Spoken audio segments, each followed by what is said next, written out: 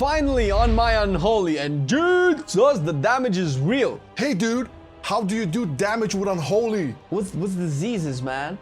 But that doesn't make any sense. How do diseases do damage? Like this. Ah, shit. Fuck. Man, now I have virginitis again.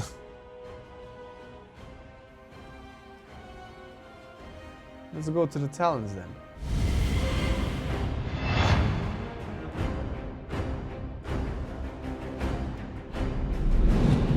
One of the best things to have to play Unholy right is add-ons. Our add-ons, the best way we found to get and manage add-ons right now is with CurseForge. The interface is easy and fast to get into, and you will have access to the WoW add-ons database for your interface needs. You can update add-ons all at once with one click. You don't need to keep the app open, so it's fast and easy. What more do you need? You can check the link in the description if you want your interface to look like ours, and all our add-ons will be there. Thank you CurseForge for sponsoring our video and helping add-on developers out there get their work to the people. To start it off, the first row has two main options. All will serve is your raid go-to and will provide the most amount of single target damage. You essentially get a second pet that will have its damage scaled by your mastery. Although this option gives you the most amount of damage in single target, the amount can be high enough where it could see play in certain dungeons where you don't fight large AoE packs or they just die way too quick. Still, we would recommend you take Infected Claws in those dungeons. It helps with the spreading of wounds for AoE damage, which if you pop in a Death and Decay window, you will increase the amounts of runic power you get per global, helping you convert it into epidemic casts, which, way quicker epidemics, more AoE, more damage. Clawing Shadows is also a good alternative in raids and situations where you are not in range a lot of the time to use melee abilities. Sire Denathrius is one good example for this. On the second row, Unholy Blight is a good option for raids and certain dungeon encounters. It actually works really well in all scenarios, both single target and AoE. It automatically spreads Virulent Plague and debuffs enemies so your minions can do more damage to them.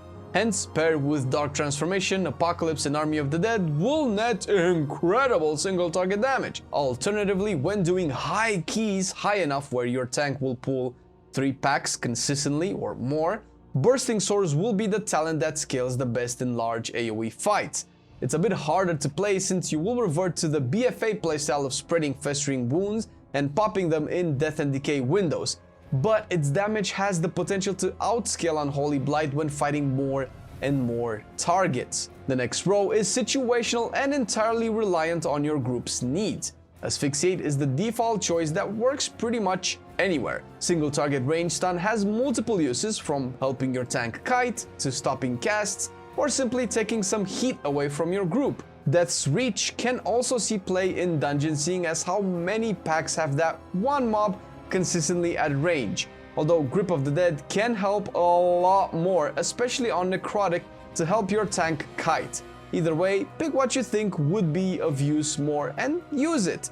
Moving down, Soul Reaper will be your best choice in most situations. It's purely a single target damage ability, which is essentially your version of Execute in raids and on high priority targets like the Prideful Affix for instance, but can be gamed to help in AoE if you can time it so your target dies with Soul Reaper on it. That way you get Runic Corruption, which indirectly transforms into AoE damage potential, although preferably the execute damage is the way to go. Otherwise, Pestilent Pustules is an easier passive to play in AoE. You'll have a 10% chance to get Runic Corruption per wound popped. It's clearly RNG, but it does not add or subtract anything from your rotation, and it's literally a set and forget talent. Could work better with Bursting Swords? The fifth row is another utility / survivability row where anything goes. Wraith Walk is one of the more universal choices, especially if you are new to the spec. DKs are very mobile, and there are actually quite a few root mechanics that would make this choice more appealing. Alternatively, Spell Eater can help with large magic damage intake phases. I'm thinking Halls of Atonement last boss soak, literally any prideful dungeon, or simply those raid bosses that just add too much magic damage to the raid. Otherwise, Death Wish can be a good "oh shit" button in case you are going to be hit by something big and your HP is not full. It's not an efficient cooldown to use, but it's still more efficient than dying. On the 6th row, Unholy Pact is the only real option you can go with. It's amazing for both AoE and single target, both from the chain damage you do, but also from the strength buff you receive. This makes your dark transformation windows a lot more impactful and gives you more and more burst windows. Although this has the most amount of single target damage here, it will definitely shine in AoE, but don't take my word for it. Actually, no, take it. That's the purpose of this video. But you will still see for yourself in dungeons anyway. Last row, 2 options again. Army of the Damned can be your default pick for both raids and dungeons. With proper play and a bit of gear, you will get your Army of the Dead on 4 minutes or lower cooldown. That is incredibly strong for single target damage. Damage is so high that even in AoE it won't matter that it's single target. That and Apocalypse, of course. The quality of life change also makes it worthwhile in dungeons where Epidemic will now contribute to the cooldown reduction. Otherwise, Unholy Assault can see play in dungeons. Gives you a nice setup window and it aligns really well with Apocalypse. If you end up doing high keys where you can use this on all of the major packs in the dungeon, it can take the cake over Army of the Damned. Sim test.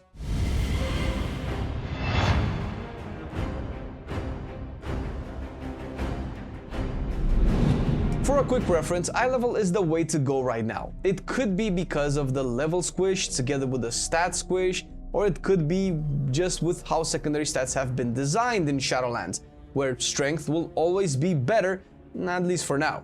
Follow that up with mastery.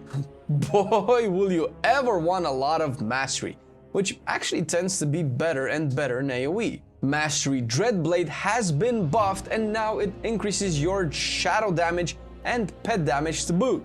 After mastery, go with haste, followed by crit and then versatility. This is a standard stat priority list, but really you should sim yourself and see what's best if you really want to make sure you are getting every bit of damage out of your character as much as you can. If you want to sim, simply go to raidboss.com, enter your character details and choose what you want to find out about basically anything. There are other ways as well, but this is the simplest to get you started with. As for the enchants, your weapon will still be the old reliable Rune of the Fallen Crusader. The strength buff is still undeniably the best thing you can get out of any weapon enchant. For your chest piece, use Eternal Skirmish and top it off with a Desolate Armor kit and you can and will be beefy. For your gloves, use Eternal Strength, once again cause main stat is Bis. And for your cloak, pop Fortified Speed, because, well, you know, wheelchair. For your main secondary stat sources, use the Masterful Jewel Cluster gems in your sockets and the Tenet of Mastery enchant for the rings, which honestly you can always change if another secondary stat will creep up for whatever reason. Your alchemy needs start with Potion of Spectral Strength. Get this baby in pretty much any scenario and you are good. You can sim the other options if you want to be sure, but this is a safe pick overall. Spectral Flask of Power goes without saying. The main stat flasks are all the same now and they just change the buff based on your spec. Lastly, instead of weapon oils, use the Shaded Sharpening Stone or a Shaded Weight Stone, depending on the weapon type, for obvious the most amount of damage output possible. When stuffing your face, start with the Feast of Gluttonous Hedonism as your ideal choice, probably more often seen in raids. If it turns out to be too expensive, use Iridescent Ravioli with applesauce as a cheaper yet still viable alternative.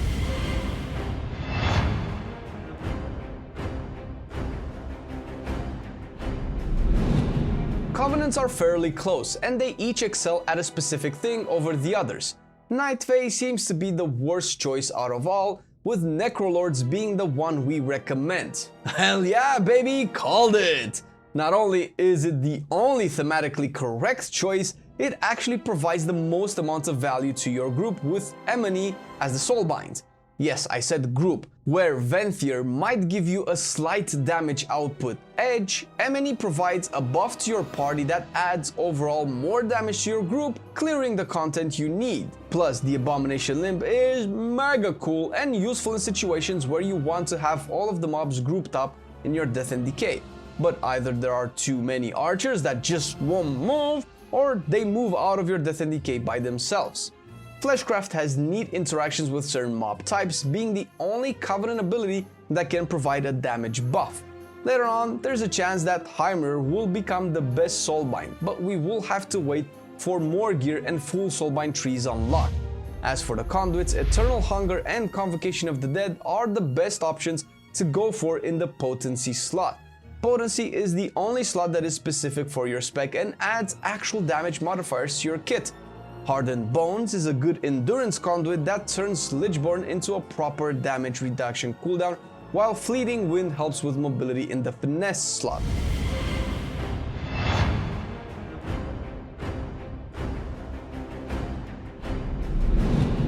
Outside simming yourself or checking websites like Blood Mallet, the only way to tell if a trinket is good is to test it. Eye level is important, sure, but not as much as with other gear pieces. Inscrutable Quantum Device is a good example. Although this trinket has a lot of possible procs which can pop up when you use it, most of the time it can be one of your best choice in a trinket, give you lots of crit. Overwhelming Power Crystal is another good option. It gives you massive crit bonuses which are so high that even if crit isn't your best stat, the buff is really good still. Both of these drop from the other side dungeon. Stone Legion Heraldry drops from the Stone Generals, and it is a really good versatility buff, more so if other people are also using it for the versatility scaling. Macabre Sheet Music drops from the Council of Blood for a big haste buff. So if you liked dancing around on the boss, now you can dance for your haste buff. Dance, puppets, dance! Lastly, Anima Field Emitter is a simpler one to use. This drops Inspires of Ascension and puts shit on the ground that gives you haste when you stand in it.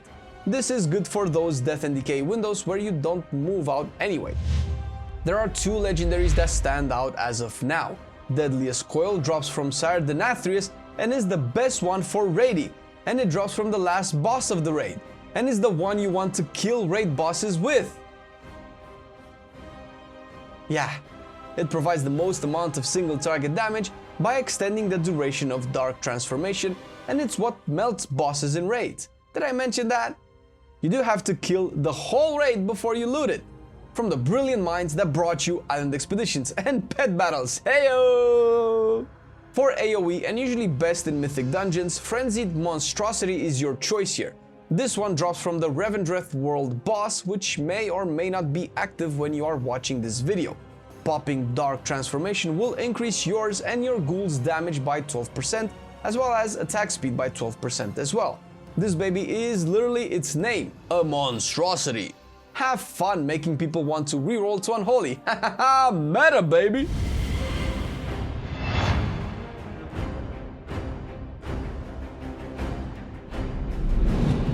When opening, precast Army of the Dead before the pool as you are walking towards the boss. Use a Festering Strike, pop your Unholy Blight and DPS potion, use Dark Transformation, use Abomination Limb, Festering Strike again, pop Apocalypse with trinkets and racials and all of that, and if you are not Necrolords with Emily as your Soulbind, pop your Covenant ability after all of the above. Otherwise, you want Abomination Limb to be earlier since you buff yours and your ally's main stat for 10 seconds, which is why Necrolords is the Covenant we recommend.